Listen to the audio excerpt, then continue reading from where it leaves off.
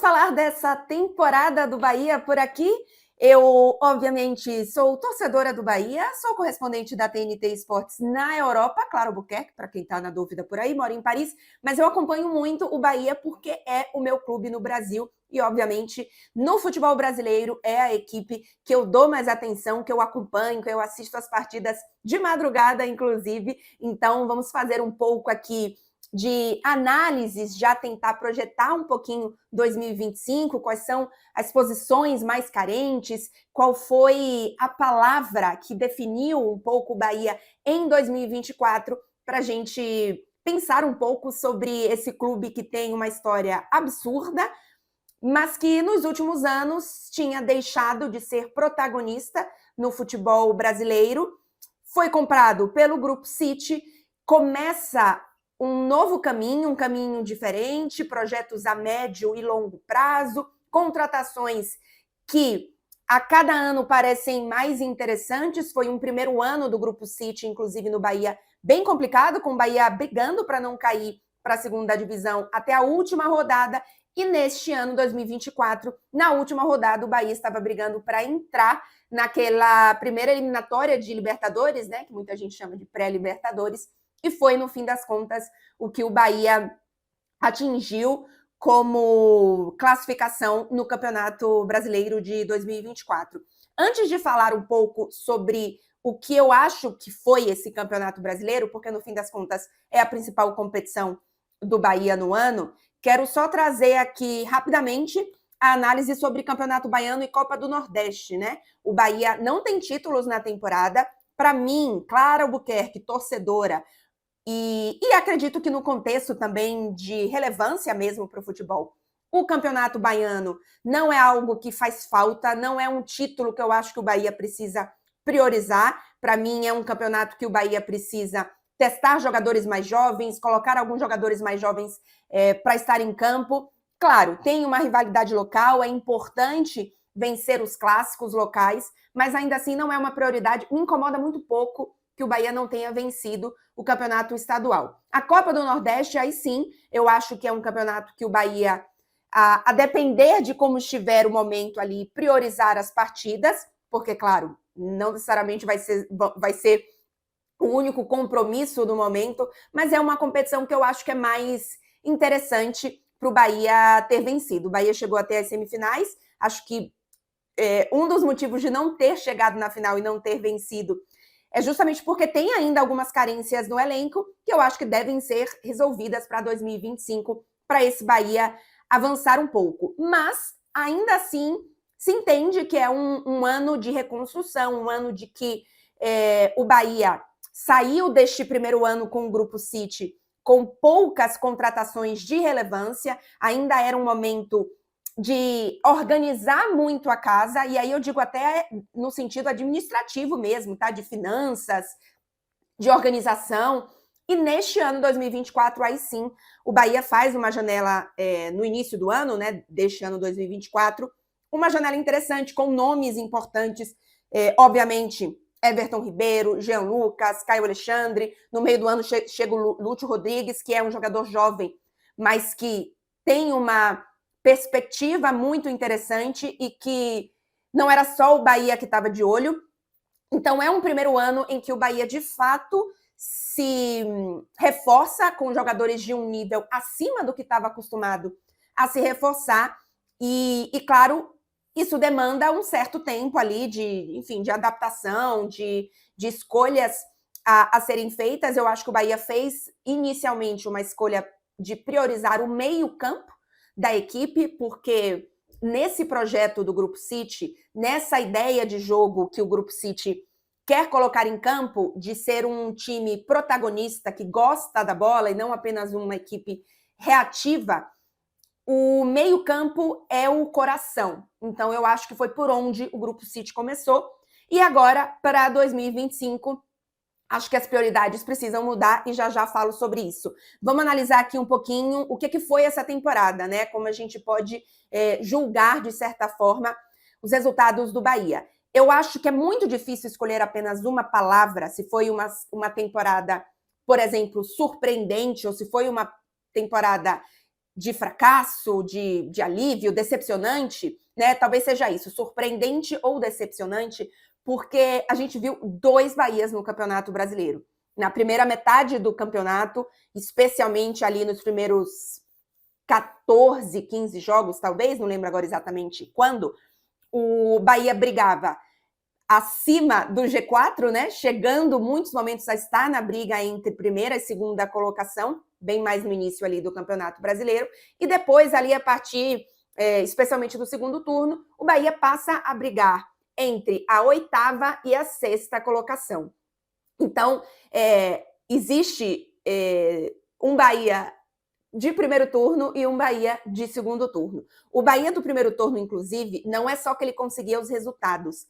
Eu, obviamente, já passei dos meus 40 anos, eu vi muitos Bahias passarem pela minha vida e talvez tenha sido o Bahia de mais qualidade e de melhor jogo que eu já tenha visto, porque eu não vi, ainda que eu estivesse viva, eu não vi o Bahia de 88, muito menos de antes, né? 88 eu já estava viva, mas não é um Bahia que eu assistia, porque eu não lembro de nada neste momento.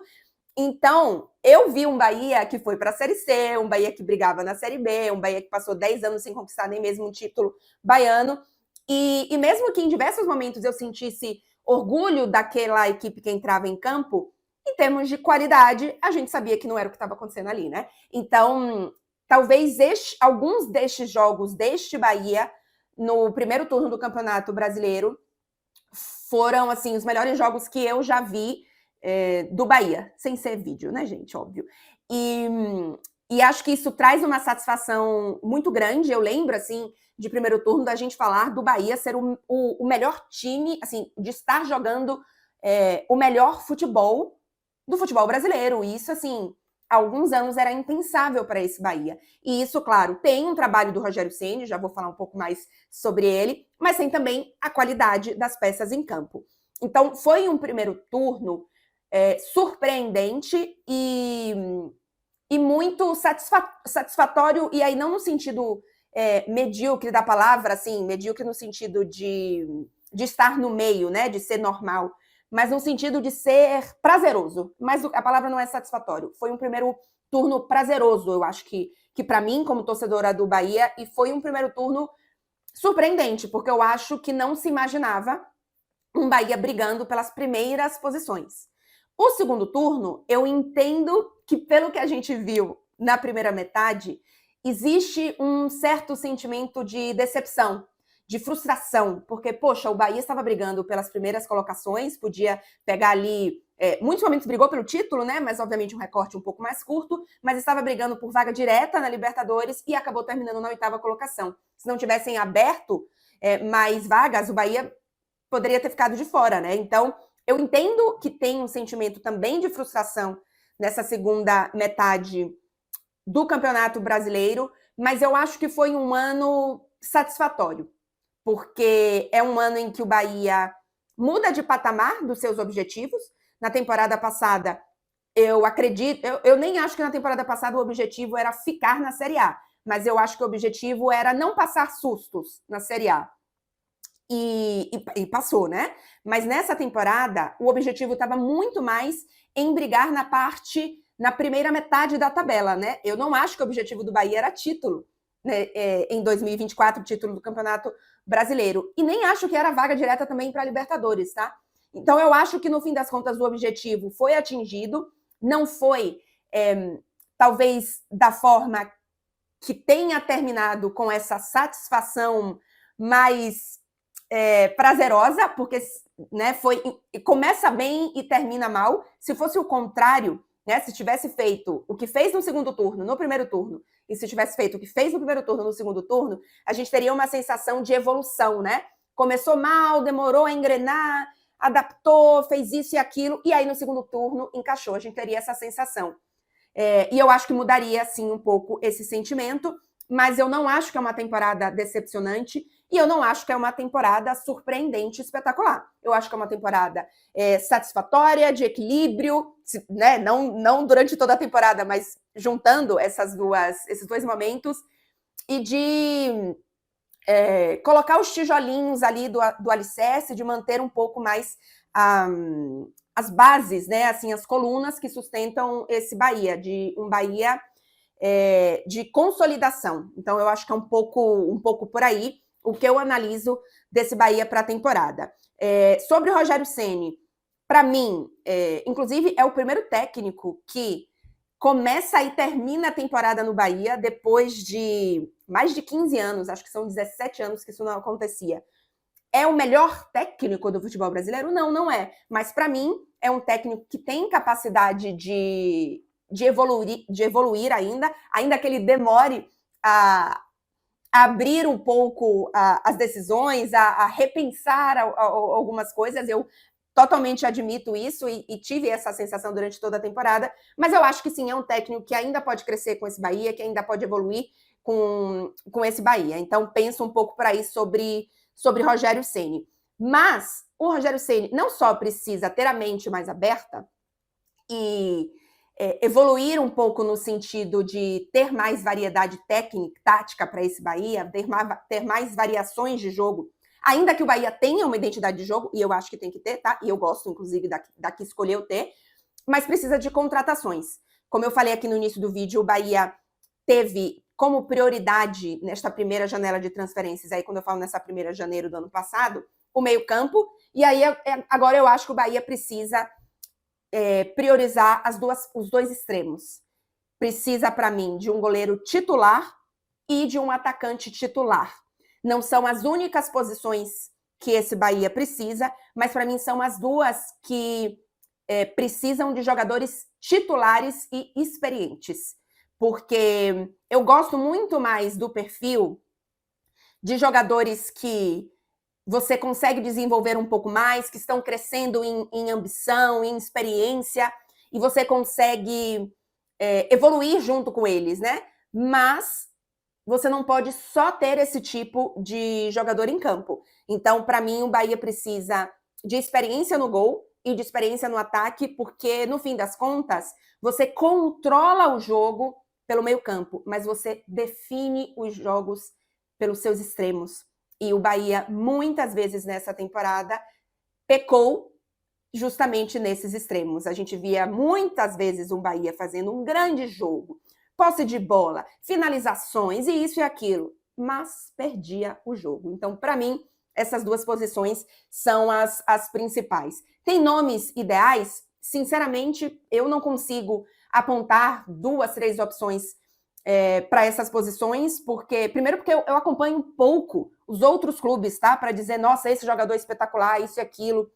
Por exemplo, o Pita, do Cuiabá, acho que pelas características do que eu vi, seria um bom jogador, mas não pelo preço que estão pedindo. Então, assim, é difícil encontrar, ainda mais que as outras equipes sabem que o Bahia tem algum dinheiro, porque né, tem o respaldo do Grupo City, e está precisando dessas posições. Mas eu não gosto também do perfil, eu falei aqui de perfil experiente, mas eu não gosto de perfil, não sei se é fim de carreira, mas perfil de jogador que já ganhou tudo e que talvez vá para o Bahia com menos fome.